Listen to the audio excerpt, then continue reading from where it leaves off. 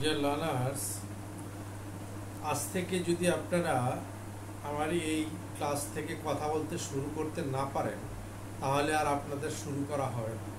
আর কিভাবে ক্লাস শুরু করবেন এবং কিভাবে সেন্টেন্স নিজে থেকে তৈরি করে প্র্যাকটিস করবেন এবং বলার এবিলিটি করবেন, সেইটা আজকে থেকে আয়ত্ত করেন। আমি আশা করি আপনারা যদি আমার এই ক্লাসটা ভালোভাবে ফলো করেন প্রথম থেকে শেষ পর্যন্ত, তাহলে আপনারা ইংলিশ শেখা খুব সহজ হয়ে যাবে। ইংলিশ শেখার যে একটা স্টার্টিং, সেটা স্টার্ট হয়ে যাবে। তাহলে আপনারা ফলো করেন। আমি আপনাদেরকে দেখাচ্ছি যে কত সহজে আমরা কথাগুলি বলি, কিন্তু এই কথাগুলিকে আপনারা বিভিন্ন ওয়েতে বা বিভিন্ন রাইটাররা খুব কমপ্লেক্সে নিয়ে গেছে, জটিলতায় নিয়ে গেছে, যার দরুন কিন্তু আপনারা কোনো কথা খুঁজে পান না, ইংলিশ খুঁজে পান না। তাই এটা আমি সহজে খুব শিখেছি। আপনারা মনোযোগ সহকারে ক্লাসটা প্রথম থেকে শেষ পর্যন্ত দেখেন। আর যারা সাবস্ক্রাইব করেন নাই, তারা চ্যানেলটা সাবস্ক্রাইব করে রাখেন। আমি 100% নিশ্চয়তা দিতে পারি, আমার এই চ্যানেল থেকে আপনারা ইংলিশ না শিখে যেতে পারবেন না। অবশ্যই ইংলিশ শিখে যাবেন, টাকা পেমেন্ট করতে হবে। Thank you. এখানে আমি প্রথম দিয়েছি যে কাম। কাম অর্থ কি? আশা। আপনারা জানেন কাম অর্থ আশা। এই কাম নিয়ে যদি আমরা কাউকে বলি যে আসো, তাহলে কিন্তু একটা সেন্টেন্স হয়ে গেল। কেউ আসতে চাচ্ছে, আপনি ভিতরে বসে আছেন, যে আসো, কাম। আর যদি এই কামের সাথে বলেন যে ভিতরে আসো, তাহলে এখানে একটা ইন দিয়ে দিবে, কাম ইন, ভিতরে আসো। আপনি যদি বাইরে থাকেন, কাউকে বললেন যে বাইরে আসো, তাহলে কাম আউট,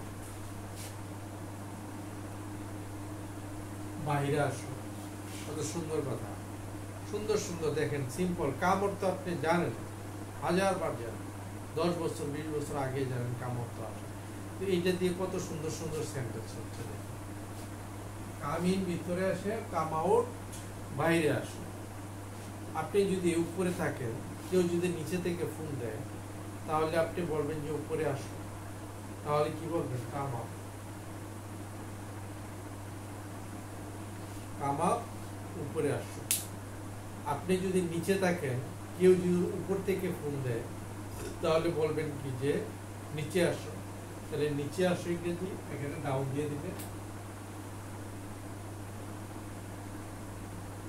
কাম ডাউন, নিচে আসো। এখন আপনি যদি বলেন যে আপনি মার্কেটে আছেন, কেউ ফোন করলো, তখন আপনি বললেন যে মার্কেটে আসো, কামের মার্কেট,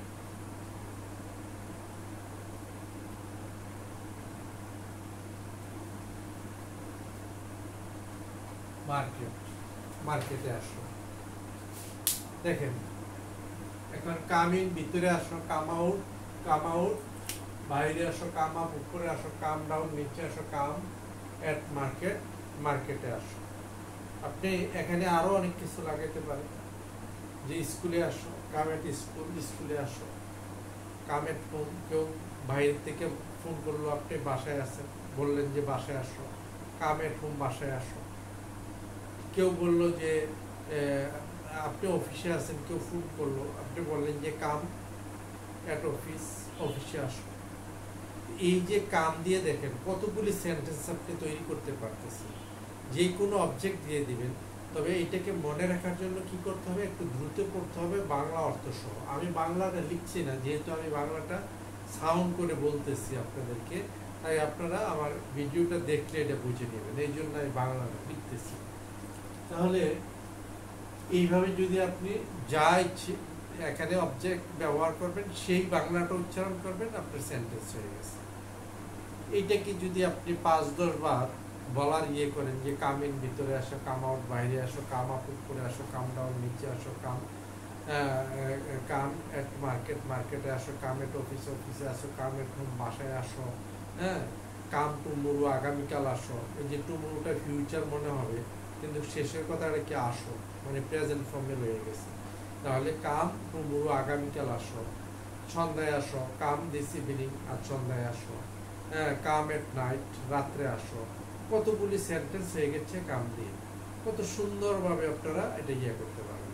তবে এটাকে বলার মতন যে এবিলিটিটা তৈরি করতে হবে, যেমন কামিন ভিতরে আসো, কামিন ভিতরে আসো, কামিন ভিতরে আসো, এইভাবে 5-10 বার করে পড়ে নেবেন, দেখবেন যে এটা আপনার আয়ত্তে চলে আসবে। তারপরে দেখেন, এরপরে এই কামটা দিয়ে যদি আমরা নেগেটিভও আমরা বলতে পারি, নেগেটিভ দিলে শুধু একটা ডোন্ট ইউজ করবে। ডোন্ট কাম ইন, ভিতরে এসো না। কাউকে যদি আমরা নিষেধ করি, ডোন্ট কাম ইন, ভিতরে এসো না। ডোন্ট কাম আউট, বাইরে এসো না। ডোন্ট কাম ডাউন, নিচে এসো না। ডোন্ট কাম আপ, উপরে এসো না। ডোন্ট কাম এট অফিস, অফিসে এসো না। ডোন্ট কাম এট হোম, বাসায় এসো না। অর্থাৎ আপনি যদি কাউকে নিষেধ করে দিলেন, এই ডোন্টটা ব্যবহার করে দিলে আবার এতগুলি সেন্টেন্স হয়ে যাচ্ছে। কত সুন্দরভাবে নিজে নিজে তৈরি করবেন, তাহলে দেখবেন যে আপনার কথা বলা শুরু হয়ে গেছে। এই ধরনের কথা কিন্তু আমরা প্রতিদিন বলি।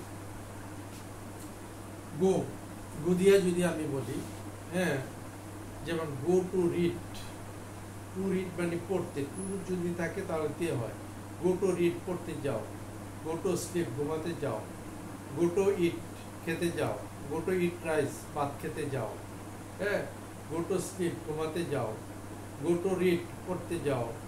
হ্যাঁ, গো টু মার্কেট, মার্কেটে যাও। গো টু স্কুল, স্কুলে যাও। গো টু অফিস, অফিসে যাও।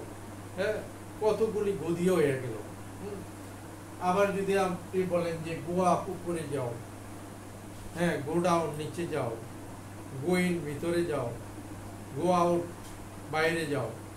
হ্যাঁ, এইভাবে আপনি যা ইচ্ছে গো এর সাথে আপনি যা লাগাবেন, যা অ্যাড করবেন, তাই আপনার কি হয়ে যাবে, ইংলিশ সেন্টেন্স হয়ে যাবে। এই কথাগুলি কিন্তু আপনি বলেন যে এখন যাও, কাম নাও, এখন যাও।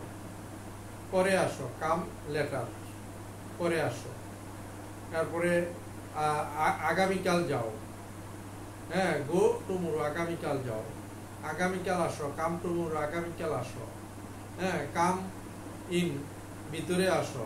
ডোন্ট কাম ইন, ভিতরে এসো না। তারপরে আবার গো দিয়ে আপনি নেগেটিভ আবার তৈরি করতে পারেন। Don't go to eat rice, ভাত খেতে যেও না। ডোন্ট গো টু স্লিপ, ঘুমাতে যেও না। Don't go to watch TV, TV দেখতে যেও না। ডোন্ট গো টু মার্কেট, মার্কেটে যেও না। ডোন্ট গো টু অফিস, অফিসে যেও না। ডোন্ট গো আপ, উপরে যেও না। ডোন্ট গো ডাউন, নিচে যেও না। ডোন্ট গো ইন, ভিতরে যেও না। হ্যাঁ, এইভাবে আবার গো দিয়ে আপনি নেগেটিভ অনেকগুলি সেন্টেন্স তৈরি করতে পারবেন।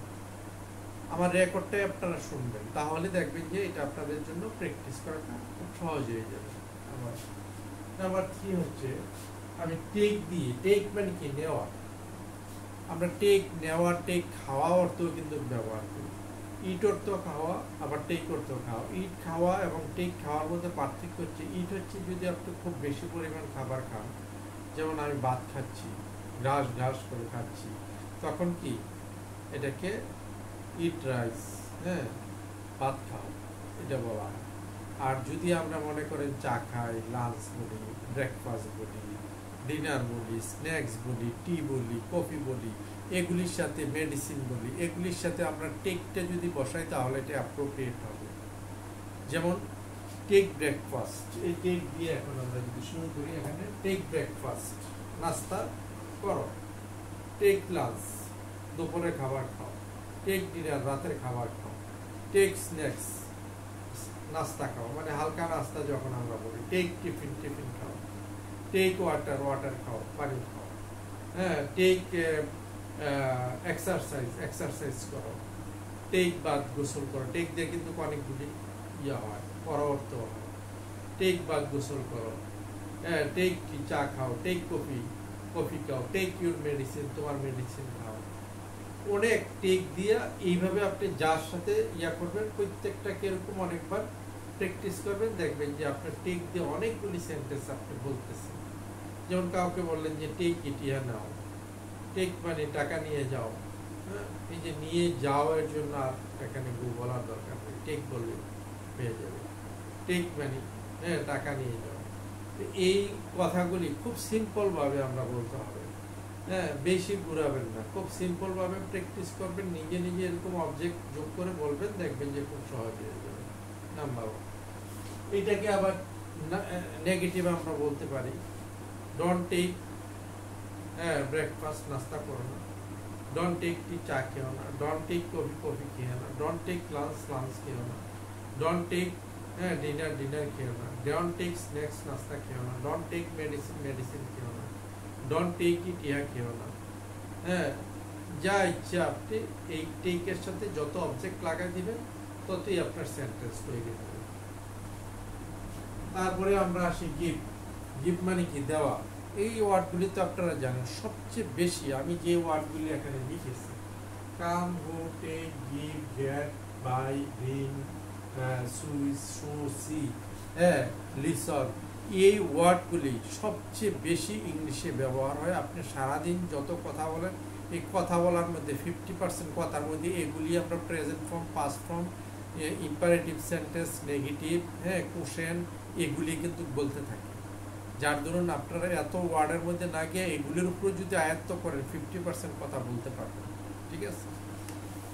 তারপরে দেখেন গিফট দিয়ে যদি বলি, আপনি বললেন, হ্যাঁ, যে আমি আপনি করে সবাইকে বলি, এখানে স্টুডেন্টও থাকতে পারে, কারণ আমার যারা স্টুডেন্ট তারা সবাই আমার চেয়ে বড়, হ্যাঁ, বা আমার সমপরিমাণ, বা তারা এমন পদমর্যাদার লোক যে তাদেরকে আপনি বলে সম্বোধন করতে হয়। যার ধরুন আমি কোনো কলেজে বা স্কুলে কোনো টিচিং দেই নাই, আমি ইউনিভার্সিটিতে টিচিং দিছি, তারপরে আমি প্রফেশনাল লাইফে চলে আসছি।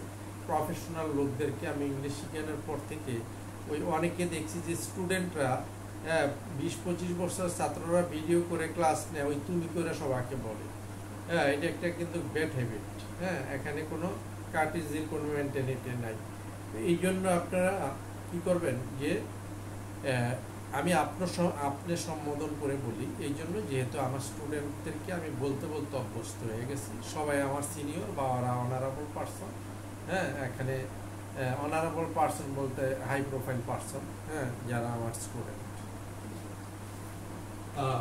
এই গিফট দিয়ে যদি বলি, আপনি নাস্তা দিতে বললেন যে গিভ ব্রেকফাস্ট, নাস্তা দাও, গিভ টি, চা দাও, গিভ ওয়াটার, পানি দাও, হ্যাঁ, গিভ দ্য নিউজ পেপার, পত্রিকাটা দাও, গিভ দ্য ফাইলটা দাও, হ্যাঁ, গিভ ইট, ইহা দাও, হ্যাঁ, give me breakfast, give me lunch, আমাকে লাঞ্চ দাও, গিভ মি ডিনার, আমাকে ডিনার দাও, গিভ মি সাম স্ন্যাক্স, আমাকে কিছু স্ন্যাক্স দাও।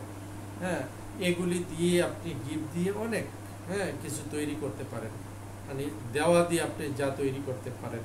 গিভ দ্যাট, ওইটা দাও, গিভ ইট, ইহা দাও, গিভ দ্য নিউজ পেপার, পত্রিকাটা দাও, গিভ দ্য ফাইলটা দাও, গিভ দ্য পেন, কলমটা দাও, হ্যাঁ, গিভ দ্য গ্লাসটা দাও। এই কথাগুলি ইজিলি বলবেন, এটাকে কমপ্লেক্সে নেবেন না। ঠিক আমার কথাগুলি যেভাবে শুনছেন সেইভাবে প্র্যাকটিস করবেন। আর না হয় আমার এই ভিডিওটা শুনতে আপনারা প্র্যাকটিস করবেন, তাহলে আপনাদের জন্য খুব সুন্দর হবে। এটাকে দিয়ে আমরা আবার নেগেটিভ তৈরি করতে পারি।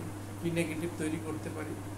যেমন ডোন্ট গিভ মি ব্রেকফাস্ট, আমাকে নাস্তা দিও না। ডোন্ট গিভ মি টি, আমাকে চা দিও না। ডোন্ট গিভ মি লাঞ্চ, আমাকে লাঞ্চ দিও না। ডোন্ট গিভ মি ওয়াটার, আমাকে পানি দিও না। ডোন্ট গিভ মি কফি, আমাকে কফি দিও না। ডোন্ট গিভ হিম মানি, তাকে টাকা দিও না। হ্যাঁ, এই কথাগুলি নেগেটিভ দিয়ে আবার বলতে পারেন। অনেকগুলি 20-25টা 50টা আপনি অবজেক্ট ব্যবহার করে বলতে পারেন, অনেক সেন্টেন্স হয়ে যাবে। এগুলি তো আপনি সারাদিন বলেন, সব ঘুম থেকে উঠে বলেন না যে গিভ মাই টাওয়াল, আমার টাওয়ালটা দাও, গিভ মাই ন্যাপকিন, আমার গামছাটা দাও, হ্যাঁ, গিভ মি ব্রেকফাস্ট, আমাকে নাস্তা দাও, হ্যাঁ, ডোন্ট গিভ মি টি, আমাকে চা দিও না। এই কথাগুলি বলার জন্য এইটা গিফট দিয়ে আপনি অনেকগুলি তৈরি করতে পারেন। তারপরে গেট অর্থ হওয়া বা পাওয়া। হ্যাঁ, গেট অর্থ হওয়া বা পাওয়া, আমরা এখানে হওয়া হিসাবে ব্যবহার করি। হ্যাঁ, যেমন আবার এটা ওঠাও বুঝায়, নামাও বুঝায়, অনেক অর্থে গেটের ব্যবহার হয়। যেমন গেট আপ মানে ঘুম থেকে ওঠো, গেট ইনটু কার, গাড়িতে ওঠো, গেট ডাউন ফ্রম কার, গাড়ি থেকে নামো, হ্যাঁ, গেট আউট, বাইর হও। হ্যাঁ, এই গেট দিয়ে গেট রেডি, তৈরি হও, গেট আউট ফ্রম রেসিডেন্স, বাসা থেকে বের হও। হ্যাঁ, এই কথাগুলি আপনি গেট দিয়ে অনেক কিছু তৈরি করতে পারেন। ঠিক আছে? আবার এটা যদি নেগেটিভ বলেন, যেমন ডোন্ট গেট আউট, বাইর হইও না। ডোন্ট গেট রেডি, তৈরি হইও না। ডোন্ট গেট ইনটু কার, গাড়িতে ওঠো না। ডোন্ট গেট ডাউন ফ্রম কার, গাড়ি থেকে নেমো না। ডোন্ট গেট রেডি, তৈরি হইও না। ডোন্ট গেট আউট, বাইর হইও না। এই কথাগুলি দিয়ে আপনি আরো সেন্টেন্স তৈরি করতে পারেন গেট দিয়ে। তারপরে হচ্ছে buy, B U Y, buy মানে কেন, বাই অনেকটা আছে, বি ওয়াই বাই ওইটা হচ্ছে দ্বারা বা দিয়ে বোঝাতে, আর বি ইউ ওয়াই বাই হচ্ছে ক্রয় করা বা কেনা, যেমন বাই সামথিং কিছু কিনো, বাই ফ্রুটস ফল কিনো, বাই ইট ইহা কিনো, বাই এ পেন একটা কলম কিনো, বাই এ বুক একটা বই কিনো, হ্যাঁ, বাই দিস এগুলি কিনো, বাই দোজ ওগুলি কিনো, বাই দ্যাট ওইটা কিনো, হ্যাঁ, বাই ভেজিটেবলস কিনো, বাই ফিশ কিনো, বাই ফ্লেশ মাংস কিনো, ফ্লেশ মানে কাঁচা মাংস, আর মিট মানে রান্না করা মাংস, বাই ফ্লেশ মাংস কিনো। এই দেখেন বাই দিয়ে আপনি অনেক যা কিনতে চান তাই আপনি এখানে বলতে পারছেন, খুব ইজি। তারপরে এটাকে নেগেটিভ দিয়ে আপনি বলতে পারেন যে ডোন্ট বাই মাছ, বেশি কিনো না, ডোন্ট বাই মোর, আর কিনো না, ডোন্ট বাই ফিশ, মাছ কিনো না, ডোন্ট বাই ভেজিটেবল কিনো না, ডোন্ট বাই ইট ইহা কিনো না, ডোন্ট বাই দ্যাট ওইটা কিনো না, ডোন্ট বাই দিস এগুলি কিনো না, ডোন্ট বাই দোজ ওগুলি কিনো না। এইগুলি দিয়ে আপনি আবার ডন দিয়ে এরকম 20-25টা সেন্টেন্স নিজে তৈরি করে করতে পারেন খুব সহজে। তারপরে হচ্ছে ব্রিং, ব্রিং হচ্ছে আনা, BRING, ব্রিং হচ্ছে আনা। সমস্ত প্রেজেন্ট ফর্ম দিয়ে দেখেন কত সহজে আপনারা কথা বলতে পারতেছেন প্রেজেন্ট ফর্ম দিয়ে, যেমন ব্রিং ইট ইহা আনো, bring in the news paper পত্রিকাটা আনো, ব্রিং এ কাপ অফ টি এক কাপ চা আনো, হ্যাঁ, bring a glass of water এক গ্লাস পানি আনো, হ্যাঁ, ব্রিং দ্য ফাইলটা আনো, ব্রিং হিম তাকে আনো, ব্রিং মার্কেট শপিং বাজার আনো, হ্যাঁ, এই ব্রিং দিয়ে আপনি অনেক কিছু, আনো ইংরেজি দিয়ে আপনি অনেক কিছু বলতে পারতেছেন। আবার এটা নেগেটিভ এই ঠিক একইভাবে অ্যাপ্লাই করলেন, ডোন্ট ব্রিং এনিথিং, কিছু এনো না, ডোন্ট ব্রিং ইট ইহা এনো না, ডোন্ট ব্রিং ফিশ, মাছ এনো না, ডোন্ট ব্রিং ফ্লেশ, মাংস এনো না, don't bring the news paper, পত্রিকাটা এনো না। এইভাবে আবার আপনি নেগেটিভতে অনেক সেন্টেন্স তৈরি করতে পারেন। তারপরে হচ্ছে সুইচ, সুইচ মানে কি, SWITCH, সুইচ মানে আমরা যে কারেন্টের সুইচ ব্যবহার করি, যেমন switch on the fan, on মানে কি ওপেন করা, হ্যাঁ, সুইচ অন মানে ওপেন করা, সুইচ অন দ্য ফ্যান, ফ্যানটা ছাড়ো বা ফ্যানটা ওপেন করো বা ফ্যানটা লাগাও। হ্যাঁ, আঞ্চলিক বাংলা ভাষা এত শুদ্ধ করার দরকার নেই, আপনার আঞ্চলিক ভাষায় পড়বেন, বাট ইংলিশটা ঠিক হলে চলবে। হ্যাঁ, সুইচ অফ দ্য ফ্যান, ফ্যানটা বন্ধ করো, সুইচ অফ দ্য লাইট, লাইটটা বন্ধ করো, সুইচ অফ দ্য এসি, এসিটা বন্ধ করো, সুইচ অন দ্য এসি, এসিটা ছাড়ো, সুইচ অন দ্য লাইট, লাইটটা জ্বালাও। হ্যাঁ, এই যে সুইচ দিয়ে আপনি অনেক কিছু সেন্টেন্স তৈরি করতেছেন। আবার এটাকে ডন্ট সুইচ, ডন দিয়ে ব্যবহার করতে পারতেছেন, ডট, হ্যাঁ, don't switch the, don't switch on the fan, ফ্যানটা লাগাইও না, don't switch off the fan, ফ্যানটা বন্ধ করিও না, don't switch on the TV, টিভিটা লাগাইও না, don't switch on the AC, এসিটা লাগাইও না, don't switch off the AC, এসিটা বন্ধ করিও না।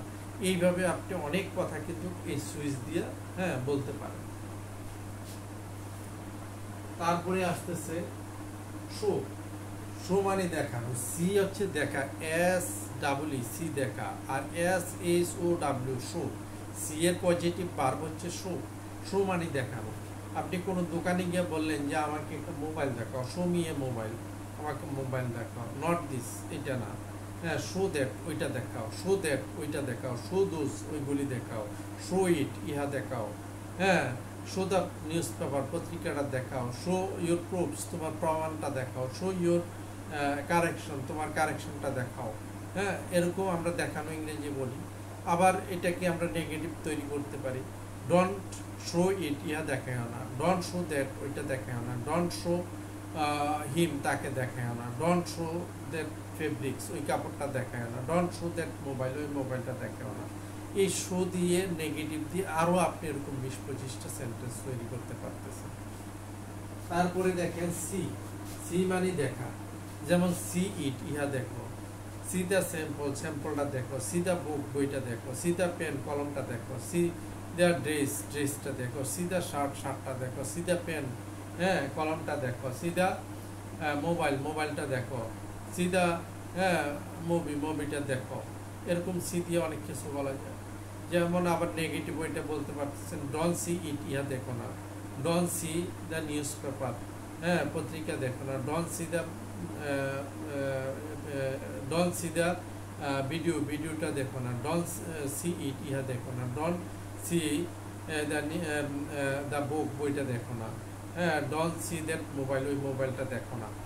এরকম আপনি ডন সি স্যাম্পল দেখো না।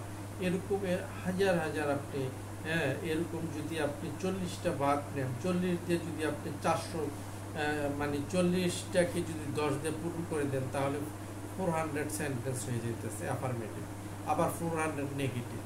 এরকম কত 800 সেন্টেন্স যদি আপনি একদিনে শিখতে পারেন, এরকম যদি আপনি 1 মাস শিখেন, 1 মাস আমার ভিডিওগুলি দেখেন, আমি আশা করি যে আপনি এরকম হাজার হাজার সেন্টেন্স তৈরি করতে পারবেন। আমি আজকে শুধু এটা ইম্পারেটিভ, গ্রামাটিক্যালের ভাষায় ইম্পারেটিভ সেন্টেন্স বলে, আর আমার ভাষায় আমি বলি যে অর্ডার বা রিকোয়েস্ট, হ্যাঁ অর্থাৎ এটা কাউকে নির্দেশ দেওয়া বা অনুরোধ করা। হ্যাঁ অনুরোধ করতে হলে আমরা প্লিজ দিয়ে বলবো, আর যদি অর্ডার দিই তাহলে প্লিজ বলার দরকার নেই। আজকে আমি এই ভিডিওটা এই পর্যন্ত রাখবো। যদি আপনারা দেখেন সফল হন তাইলে আমি সফল, আর যদি আপনারা না দেখেন, আপনারা ব্যর্থ হন, তাইলে আমি ব্যর্থ। এই জন্য প্রত্যেকটা ভিডিও আমার ফলো করবেন, সাবস্ক্রাইব করে রাখবেন। আপনাদের যারা ফ্রেন্ড আছে তাদেরকে ইনভাইট করবেন আমার ভিডিওটা দেখার জন্য, এবং এর সাথে সাথে ইংলিশ শেখার জন্য। শুধু দেখলেই হবে না, ইংলিশ শিখতে হবে, তাহলে এটা আপনাদের ফিউচার ব্রাইট হবে। Okay, thank you. Up to this story.